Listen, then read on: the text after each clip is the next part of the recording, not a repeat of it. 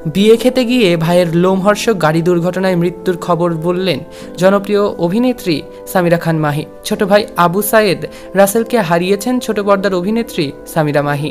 শনিবার 28 জুন রাতে ফেনী থেকে ঢাকার ফেরার পথে দুর্ঘটনার কবলে পড়েন রাসেল। ভয়াবহ সড়ক দুর্ঘটনায় সেখানে মৃত্যু হয় অভিনেত্রীর ভাইয়ের।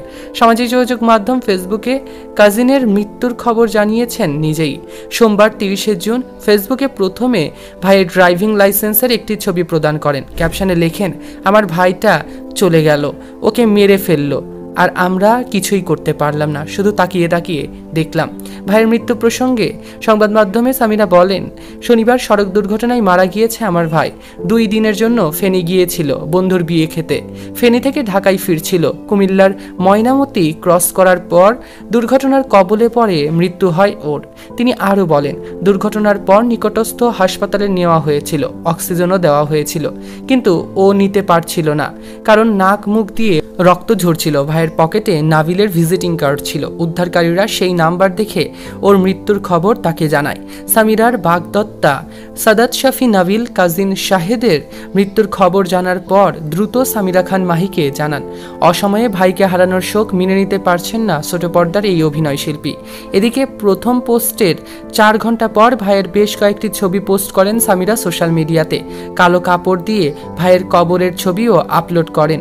ছবির ক্যাপশনে জানান, ভাইয়ের লোমহর্ষক মৃত্যুর বর্ণনা লেখেন, আমি গভীর শোকের সঙ্গে জানাচ্ছি আমার কাজিন, আমার ছোট ভাই যে আমাদের সাথে আমাদের বাসাতেই থাকতো, সে ভয়াবহ সড়ক দুর্ঘটনায় প্রাণ হারিয়েছে।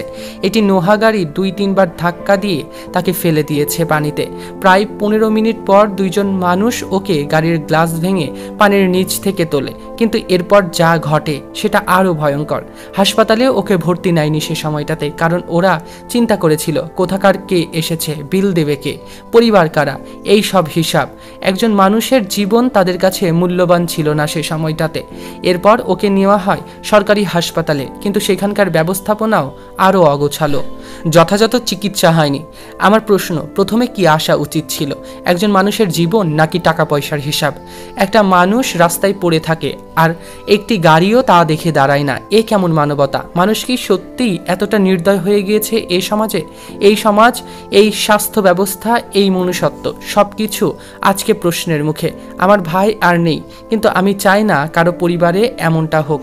আজকে আমার সাথে যা হয়েছে কালকে আপনার সাথেও তা যে ঘটবে না তার কোনো নিশ্চয়তা নেই। তাই মানবতা ফিরে আসুক, মানুষের প্রাণী হোক অগ্রাধিকার। মনুষ্যত্ব নাকি টাকা, কোনটাকে আপনারা আগে দেখতে চান তা কমেন্টে জানাতে ভুলবেন না। সৈকত আহমেদ নূর, সেলিব্রিটি লাইফলাইন।